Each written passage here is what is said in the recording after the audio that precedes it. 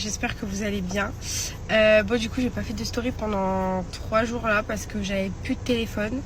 Je sais pas ce qui s'est passé pendant la nuit, il m'a lâché comme ça sans raison particulière.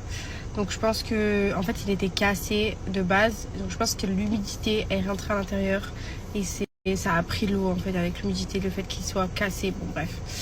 Et c'était pas possible de le réparer parce que c'était un problème de carte mère trop compliqué. Il fallait que je l'envoie Peggy 18. il fallait que je l'envoie à réparation pendant 3 semaines.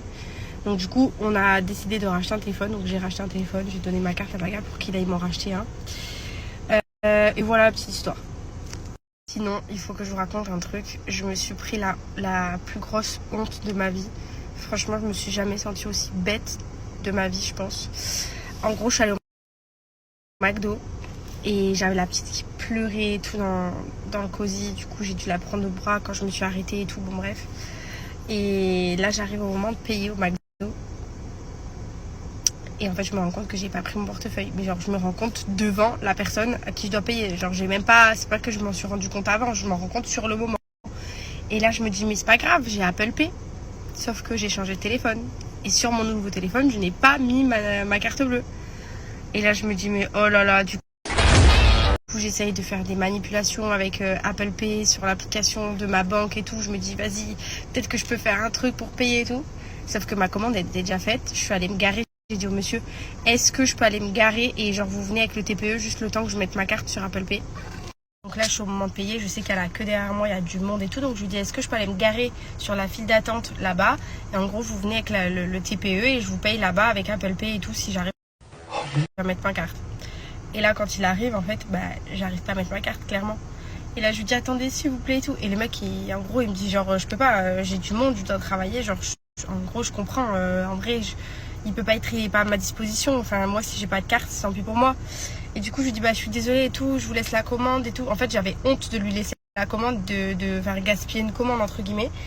Et il m'a dit non, gardez la commande. En gros, il m'a offert le McDo. Enfin, en gros, il avait pas trop le choix parce que je crois que la commande, elle était sortie du magasin et qu'elle pouvait pas la rentrer dans le magasin. Je crois que c'est une question d'hygiène ou un truc comme ça.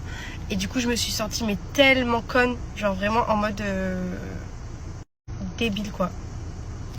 Et du coup, là, le mec, donc, il m'a laissé la commande et il est parti. Et je comprends, hein, genre, il avait l'air un peu saoulé parce que je pense qu'il avait du monde et qu'il a autre chose à faire que de perdre du temps avec une meuf comme moi qui a juste oublié ses cartes et qui a pas pensé avant.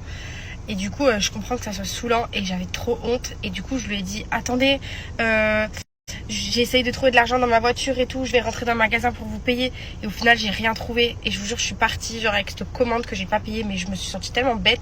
Sur l'autoroute j'étais là en mode est-ce que je la mange et tout. Je suis ouais mais au point où j'en suis je vais pas la jeter. Donc oh là là je vous jure je déteste ça. Vraiment c'est un truc que je peux pas.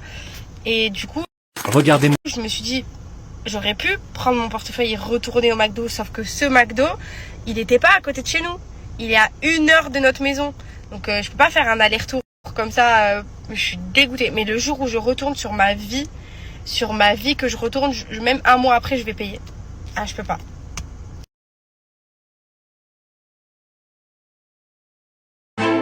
La vérité, je voulais faire cette story parce qu'en fait,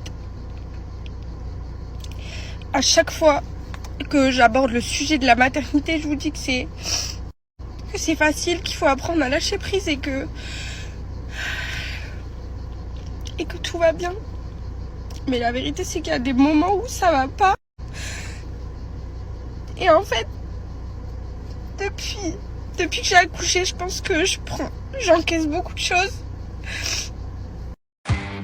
Je garde beaucoup pour moi et j'ai jamais vraiment pris de temps pour moi, j'ai jamais vraiment relâché la pression pour les enfants. J'ai jamais laissé Adriana une journée pour me retrouver ou à part à la fête de la musique quand on est allé chez Jess et Thibaut. Et en fait je me dis mais des fois on se met des trop grosses charges mentales. En fait inconsciemment je me sens rejetée. Je me sens rejetée par tout le monde. Je me sens rejetée par mes amis d'avant. Parce que depuis que j'ai accouché, je vois plus personne. Je consacre ma vie uniquement qu'à ma famille. Et en fait, j'ai l'impression que personne veut passer du temps avec moi. Mon mari travaille tout le temps. Et en fait, à chaque fois que je lui en parle, ça finit en dispute parce qu'il a l'impression que je suis contre lui. En fait, c'est trop dur à expliquer, mais je vous jure que j'ai pas ressenti ça après l'accouchement de Georgia. Et là, je me sens vraiment pas bien.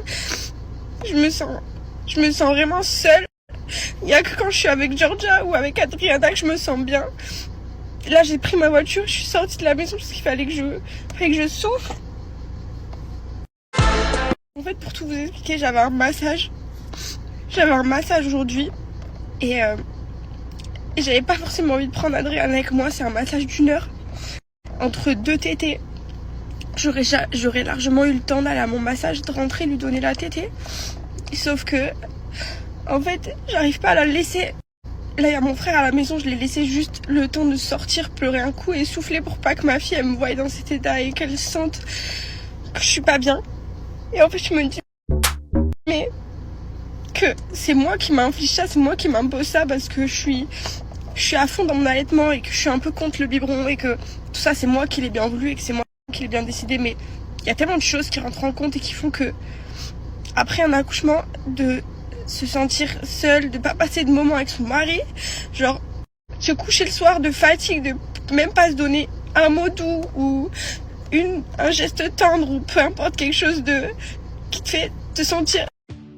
En vrai, tout ce que je suis en train de vous dire, ça a complètement pas de sens parce que je suis en train de mélanger. Je mélange tout parce qu'en fait, je vous dis la vérité, j'arrive pas à mettre de mots concrets sur vraiment ce que je ressens. C'est un mélange de plein de choses.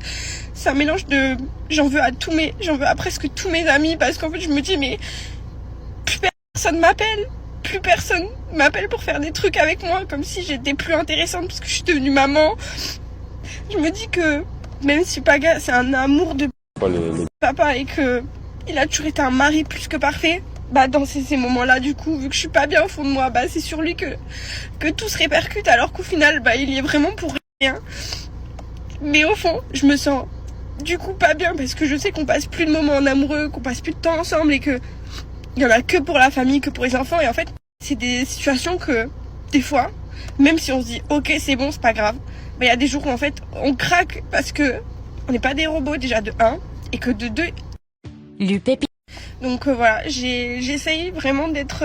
Je sais que dans mon rôle de mère, je suis irréprochable et que je fais tout bien pour mes filles.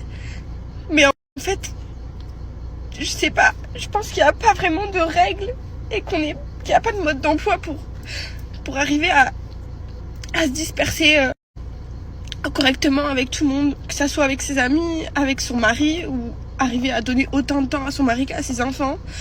Et en fait, à chaque fois qu'avec Paga, on Nouveau Hydra énergétique. table une discussion où vraiment je lui dis genre je suis pas bien, je me sens pas bien et tout, bah ça part en dispute parce qu'il a l'impression que je lui reproche de pas être à la maison, de pas être assez là pour nous, alors que officiellement c'est pas ce que je fais, c'est que vraiment je suis pas bien et je sais pas comment l'expliquer, mais je vous jure que d'arriver à comprendre ça c'est trop compliqué. Je vais arrêter là parce qu'en vrai c'est pas facile et je dis n'importe quoi depuis tout à l'heure, donc c'est mieux que j'arrête, je pense.